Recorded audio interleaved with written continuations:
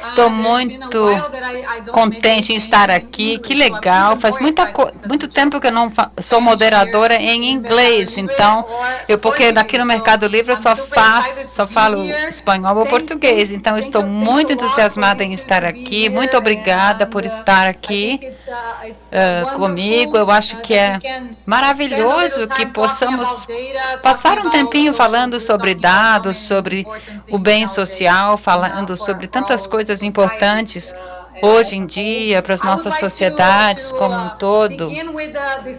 Eu gostaria de iniciar com uma descrição para que todos possam entender como estamos. Então, podemos começar por você?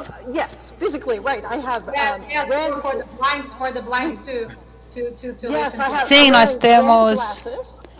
Eu estou usando óculos com aros vermelhos. Eu tenho franja. Eu tenho cabelo castanho claro.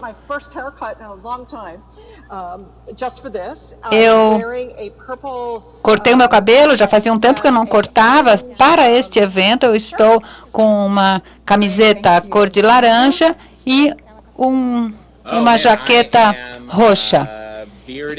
Bom, eu sou um homem de barba, com óculos, que está com um moletom preto e está aqui ao lado de fora, no sol da Flórida. Bom, e eu sou ruiva, tenho olhos azuis, estou com uma blusa cor da pele, uma blusa bege. E eu agradeço a todos por estarem aqui nos assistindo. Vamos nos divertir bastante nos próximos 45, 50 minutos. Vamos começar um pouquinho pelo passado. Eu adoraria saber da Beth, porque ela disse que esteve aqui conosco no primeiro evento do Social Good há muitos anos. E ela, na verdade, lançou o seu livro naquela época chamado Network Non-Profit, que seria rede sem fins lucrativos. Eu gostaria de perguntar, você se lembra quais eram as principais mensagens naquela época? Como tem sido a sua jornada desde aquela época? Como que as coisas evoluíram, as tendências, as novas tecnologias? Você pode nos falar um pouquinho sobre essa trajetória e o que você vem buscando desde aquele dia, desde aquela data? Com certeza, eu acho que aquela foi a minha primeira viagem para o Brasil em 2012. E eu tive a sorte de retornar a São Paulo 3 vezes depois. Eu adoro o Brasil e eu ainda não falo muito português, mas estou aprendendo. Então, o meu trabalho ao longo da minha carreira, nos últimos 30 anos, sempre tem sido nessa intersecção entre a tecnologia e o trabalho voltado a uma missão.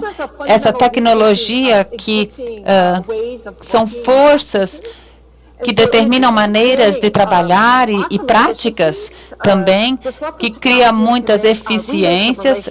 A gente consegue, com essas tecnologias, refazer essa relação entre as organizações e também estabelecer normas e práticas. E eu tive a sorte, em 1992, de sentar à primeira fila na criação da organização TechField, sem fins lucrativos, e naquela época, isso foi em 1992, eu acho, eu estava ajudando essas organizações sem fins lucrativos a entrarem na internet, ter um website, então digitalizar coisas que eram do mundo físico. E eu fui uma das primeiras adotadoras, digamos assim, das redes sociais. E naquela época a gente falava sobre alavancar e escalonar as redes. Era uma comunicação entre pessoas, entre colegas. A gente fazia assim em 2012, na verdade, as mensagens principais que eu falava não eram tanto os aspectos táticos das redes sociais, e sim as diferentes formas de trabalharmos. Eu falava muito sobre transparência, sobre sermos adaptativos, sobre o aprendizado, especialmente com o uso de dados. Não olhando as coisas como fracassos, e sim aprendendo, uma atividade de aprendizado para melhorias. Eu também falava sobre tipos mais flexíveis de estruturas colaborativas, mais ao invés de hierárquicas e de cima para baixo. Eu também pude colaborar com outras organizações e parceiros com relação a várias questões, porque as organizações sozinhas não conseguiam fazer essa mudança social. Então, o uso de redes e das redes sociais foram ferramentas para facilitar essa nova forma de trabalhar. Então, eu acho que as minhas mensagens, eu já venho repetindo essas mensagens há muito tempo. À medida que novas tecnologias surgem, algumas coisas ficam iguais, mas as ferramentas mudam. Então, o que a gente não pensava lá em 2012, especialmente com relação a hoje, a nível mundial e também nos Estados Unidos, são as desvantagens dessa tecnologia perturbadora, digamos assim, porque a gente fala em bem social, tudo é bom, mas a tecnologia também pode ser usada para o mal, e estamos vendo isso hoje. As coisas que estão acontecendo no Facebook, com informações erradas, e as pessoas, a maneira como isso está prejudicando a democracia em alguns países. É quase como se estivéssemos tendo, assim, por exemplo, eu me conheço, quando eu entro no Facebook, eu me irrito às vezes, e a gente tem que ajudar as organizações a trabalharem com isso, a enfrentarem isso.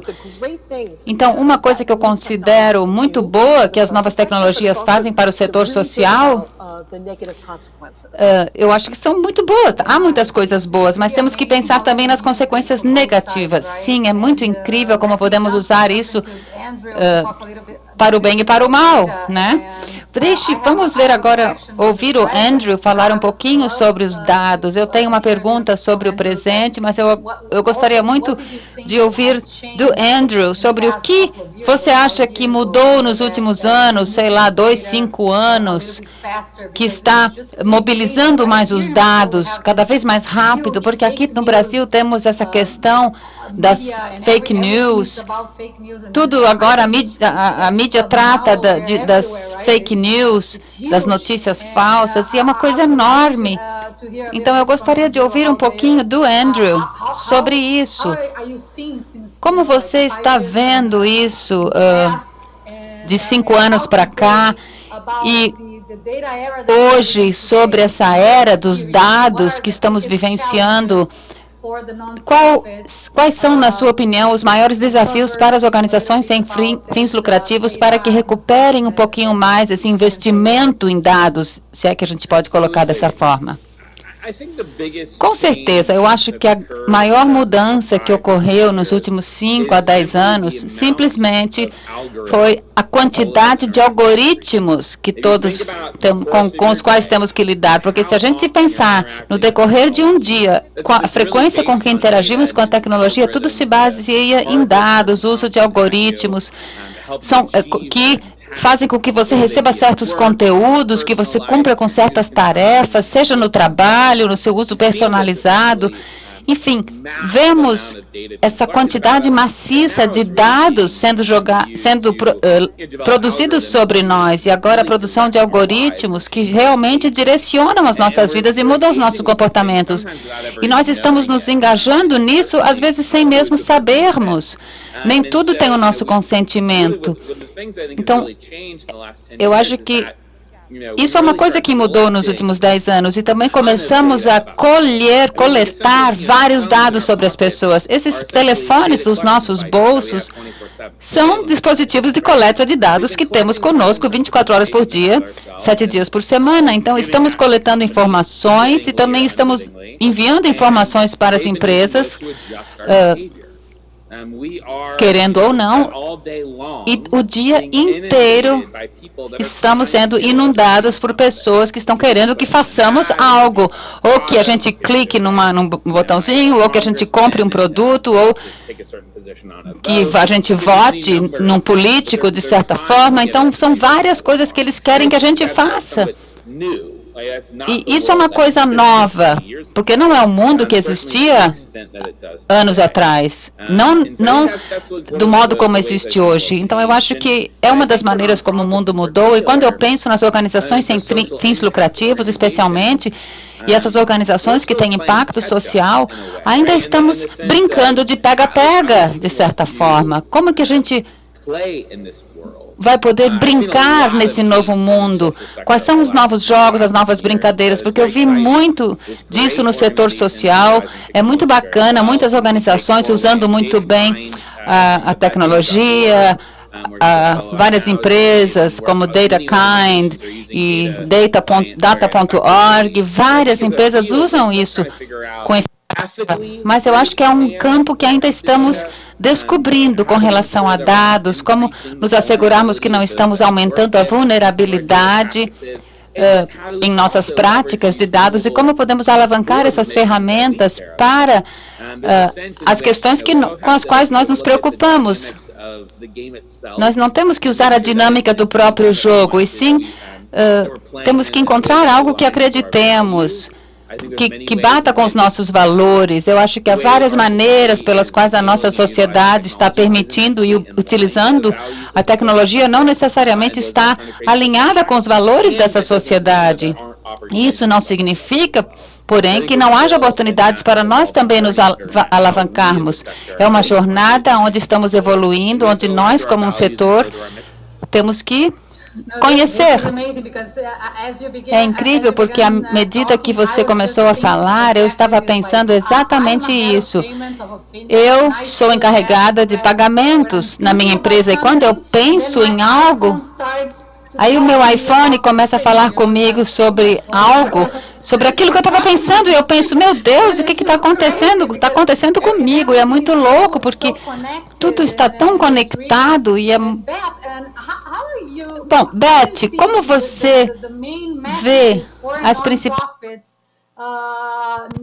nowadays regarding data, I'm a volunteer for non-profits as well, and I think the most difficult part of this is exactly das organizações sem fins lucrativos. Eu acho que exatamente isso que eu queria ouvir de você. Como podemos conectar dados e fazer com que mais pessoas entendam o que as organizações sem fins lucrativos fazem, qual é o principal objetivo, como engajar pessoas, como nós usamos esses dados para engajar pessoas nesse movimento de organizações sem fins lucrativos. Eu acho que... O que você acha disso? Gabriela, essa pergunta é ótima. Eu queria ter um botãozinho aqui de curtir quando o Andrew estava falando. Eu queria curtir o comentário dele, porque é assim que o Facebook acaba moldando o nosso jeito de ser, né? Mas eu queria dizer algumas coisas. Eu queria desenvolver alguns temas que o Andrew falou, que com relação à desvantagem e as questões éticas. Eu acho que com relação à ética, muitas dessas plataformas estão desenhando coisas que estão nos viciando, estamos nos viciando a tecnologia, né? E é assim que eles vendem mais. Enfim, esse é o impacto deletério que isso está tendo nos jovens. E a nova prática sobre a qual eu converso com as minhas organizações sem fins lucrativos é sobre o bem-estar, é sobre certificarem-se de que estão usando a tecnologia de forma saudável, para que você tenha uma relação saudável com esse objeto e que você consiga desligá-lo também. E com relação a como isso entra nas nossas organizações e como as pessoas estão usando essas diferentes tecnologias de um modo, muito bom, Por exemplo, por conta da pandemia, trabalhamos muitas horas e as pessoas recebiam mensagens o dia inteiro em suas casas. Temos esse perigo dessa combinação de nos viciarmos à tecnologia, mas também de sobretrabalharmos. Trabalharmos em excesso. Eu acho que temos que fazer uma pausa. Então, já faz tempo, mas isso foi amplificado pela pandemia. O que por si não deixa de ser uma tecnologia perturbadora, porque mudou a maneira como trabalhamos, a nossa estrutura de trabalho. Com relação à sua pergunta, e ao que o Andrew estava falando, dos algoritmos que existem e que fazem, por exemplo, o refrigerador, ou a minha geladeira ali atrás de mim, porque eu estou na minha cozinha,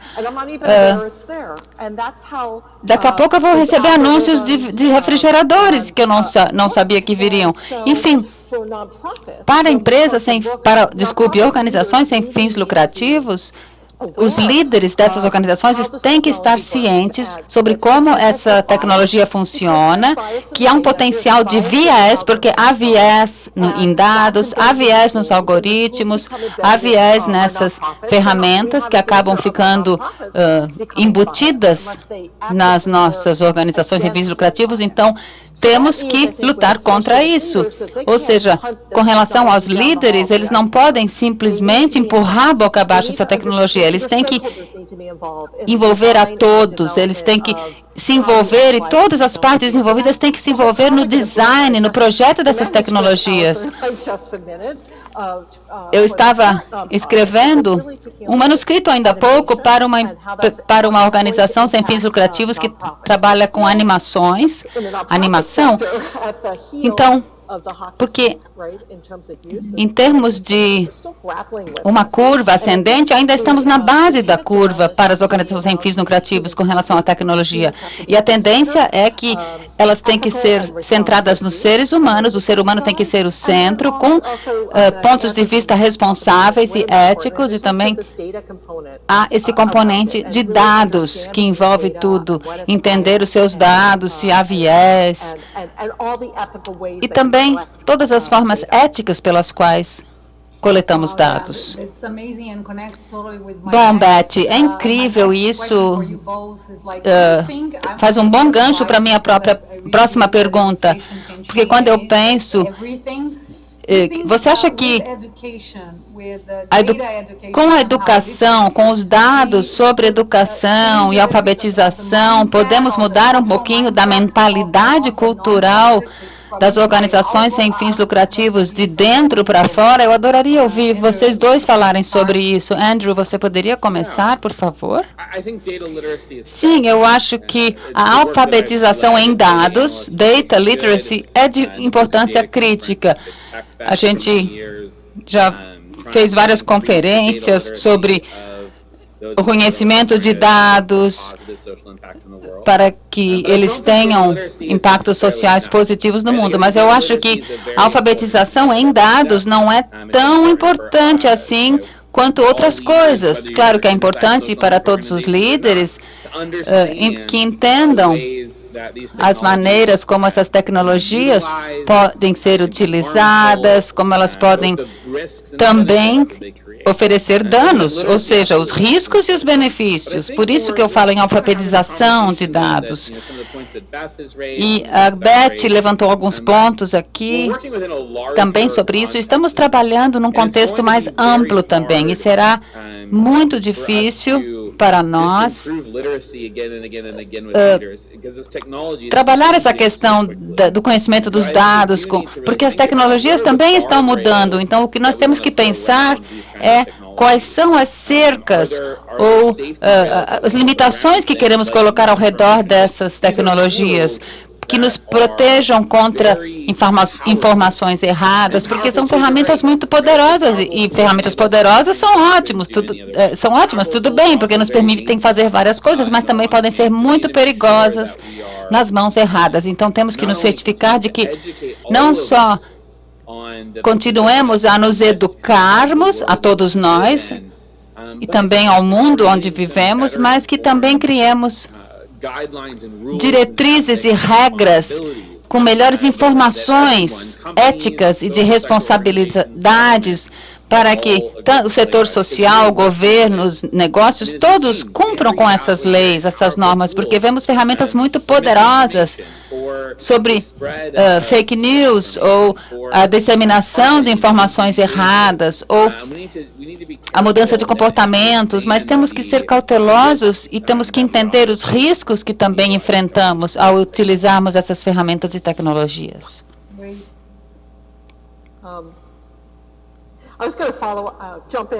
Eu ia me meter aqui e falar uma ideia. Bom, primeiramente, pensando nas organizações, essa alfabetização em dados, esse conhecimento de como os dados funcionam, eu penso assim na perspectiva das habilidades de cada um. Portanto, mas eu acho que a nível organizacional temos que ter uma cultura bem informada com relação aos dados. Vemos cada vez mais organizações desenvolvendo as suas habilidades em dados, mas tem informações que estão em diferentes departamentos das organizações que têm que ser lançadas mão, digamos assim, que a gente consiga obter dados de diferentes fontes e que possamos, não, claro, fazer com que todos saibam de todas as informações, mas que todos possam entender e interpretar esses dados. Porque em organizações maiores, como grandes ONGs, vemos coisas como a unidade de dados, a organização dos refugiados tem isso, é uma combinação do papel dos cientistas de dados, da inovação e uma comunicação entre toda a equipe.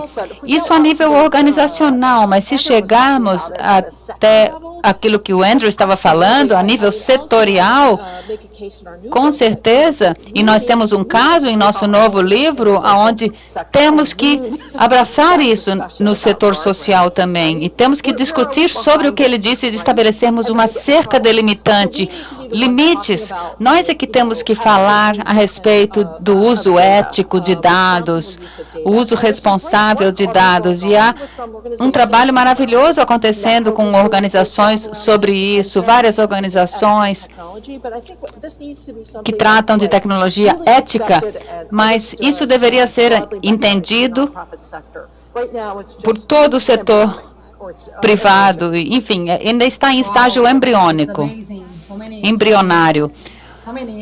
Bom, é incrível tudo que vocês estão falando aqui, tantas ideias. Há uma pergunta aqui da plateia, e eu acho que é para os dois, para vocês dois. Considerando que as organizações sem fins lucrativos trabalham com políticas públicas, como você vê a importância dos dados abertos para o governo, ou Open Data para governos e as organizações sem fins lucrativos? É difícil, mas eu posso começar respondendo. Bom, os dados abertos, eu acho que podem ser um bem muito valioso, especialmente dados dos governos, porque há algumas coisas diferentes aqui. A questão nessa pergunta é, será que a relação entre as organizações sem fins lucrativos e os governos? Bom, eu vou começar pelos governos. Eles podem ter dados muito valiosos para as organizações sem fins lucrativos e vice-versa. Eu já trabalhei muito no setor da educação e muitas vezes a gente faz parcerias com governos locais para avaliarmos o desempenho dos alunos na escola.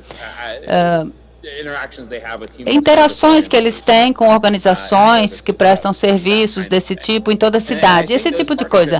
E eu acho que essas parcerias são muito importantes.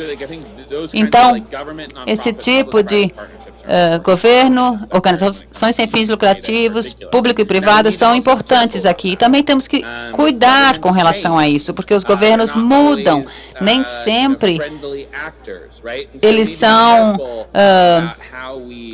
amigáveis, digamos assim. Então, temos que cuidar como estruturamos essas parcerias para que não coloquemos em risco aqueles a quem servimos fazendo parcerias com o governo, porque se o governo muda uma política, pode afetar as pessoas que estão no outro lado da parceria. Então, temos que cuidar. Com relação aos dados abertos, bom, os dados abertos podem ser um recurso valioso, podem nos dar informações valiosas e interessantes, especialmente tratando de transparência. Eu adoro o trabalho que está acontecendo no Brasil e em outros países da América Latina, da América do Sul, responsabilizando os governos sobre os dados públicos de despesas, viagens, porque ali se detecta corrupção e várias coisas que acontecem com esses dados abertos, porque a transparência é muito importante. É também importante reconhecermos os limites desses dados abertos, porque dados abertos, por definição, estão disponíveis ao público. Então, isso meio que limita o tipo de dados que está sendo disponibilizado, o que é ótimo, porque a gente não quer que todos os nossos prontuários médicos estejam disponíveis para todo mundo, né? Mas temos que reconhecer que os dados abertos são um recurso, mas certamente não são a solução para todos os nossos problemas sociais. É só uma parte desse quebra-cabeças.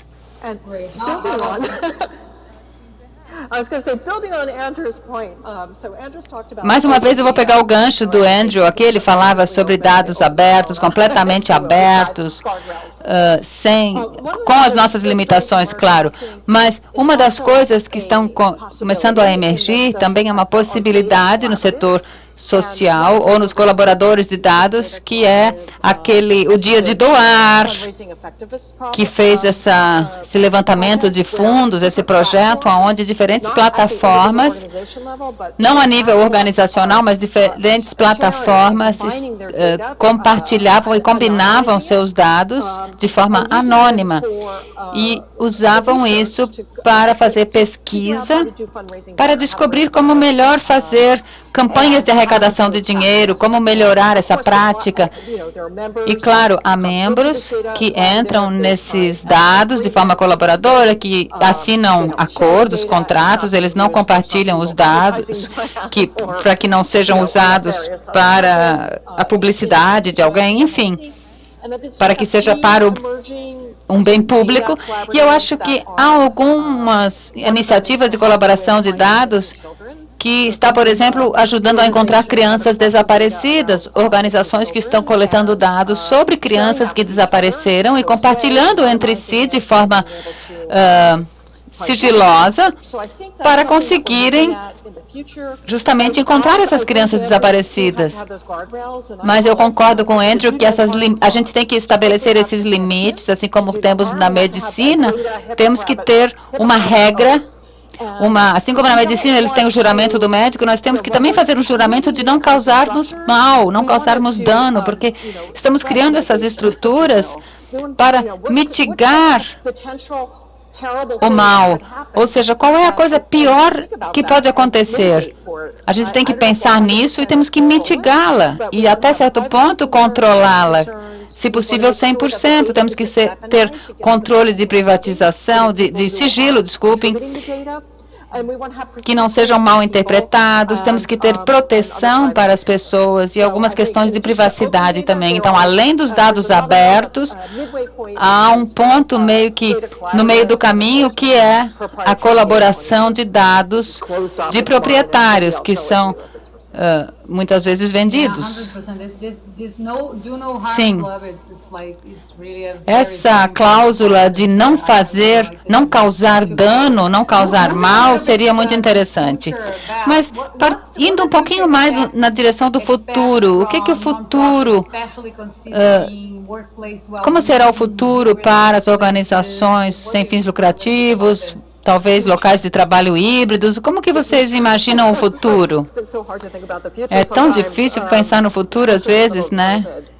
Especialmente em meio à Covid, mas vou falar sobre duas coisas. Na verdade, a Covid, de certa forma, foi uma tecnologia perturbadora, porque Não foi como uma tempestade de neve que nos deixou em casa por uma semana e depois pudemos voltar ao trabalho.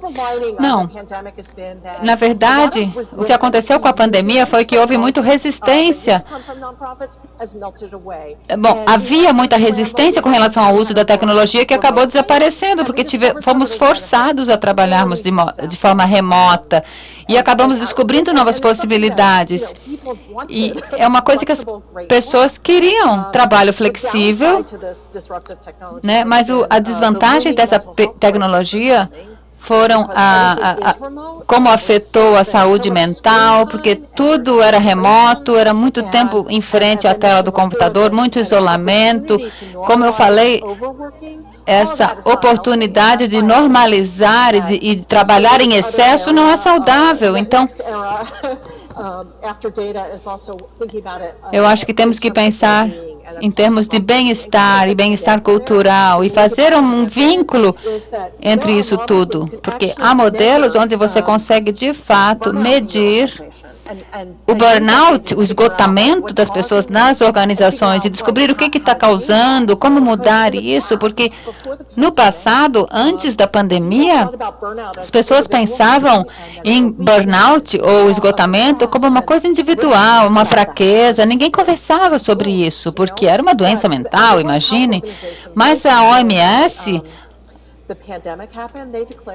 antes da pandemia, já tinha declarado que era uma responsabilidade do local de trabalho e que era um risco ocupacional. Então, as organizações têm que se certificar de que a carga de trabalho não seja muito onerosa. Ou seja, esse equilíbrio no local de trabalho pode ser medido e rastreado. Uma carga de trabalho não muito onerosa também pode ser medida. Isso nos leva à medição de dados. Então, nós temos todos esses dados, todas essas habilidades de lidar com esses dados e cada vez mais aprendemos o que funciona e não nos ocupamos com aquilo que não funciona. Então, são essas coisas que estão acontecendo para o futuro. Estamos falando sobre inteligência artificial, machine learning ou aprendizado de máquinas. E estamos falando sobre automação. Tudo se baseia nisso. E eu acho que o futuro já está aqui, de certa forma, e os setores estão meio que atrasados. A gente tem que chegar à frente disso tudo.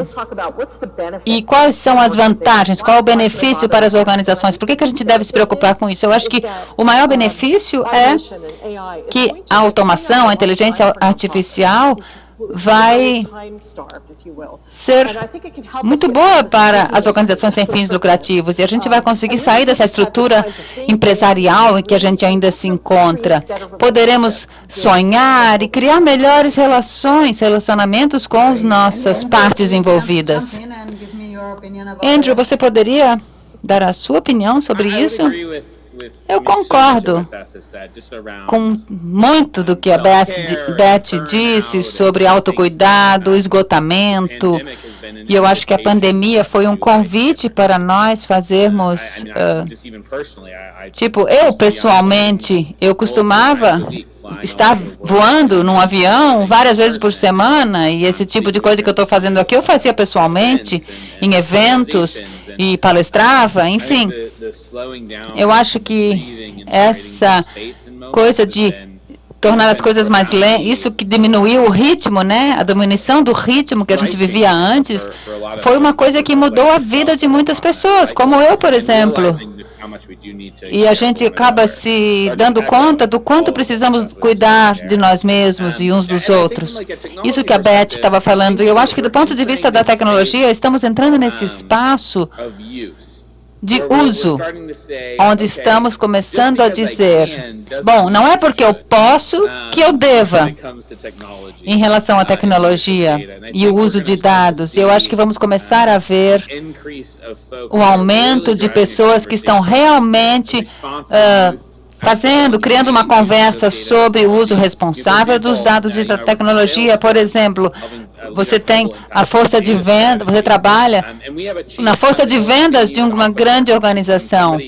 E às vezes há um líder executivo de uma empresa que está trabalhando para se assegurar que a força de vendas tenha mecanismos e processos através dos quais possamos entender e avaliar como a tecnologia está sendo usada, para que não seja usada para fins que são contra os valores culturais da empresa. Por exemplo, você não permite que pessoas vendam armas para os seus usuários.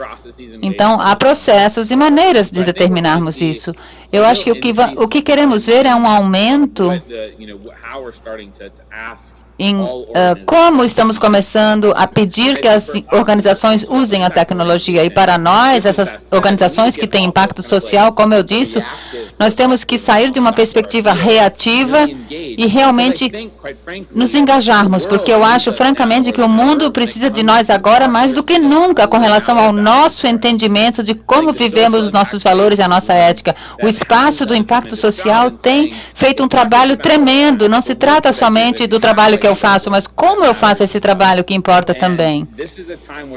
E esse é um momento onde o mundo precisa realmente de pensar assim, todas as empresas têm que pensar assim, e eu acho que é algo muito valioso para nós como setor social, para levarmos para o mundo com relação a criarmos ambientes de trabalho, empresas, produtos que não sejam só eficazes e lucrativas, mas que estejam alinhadas com os valores de cada um.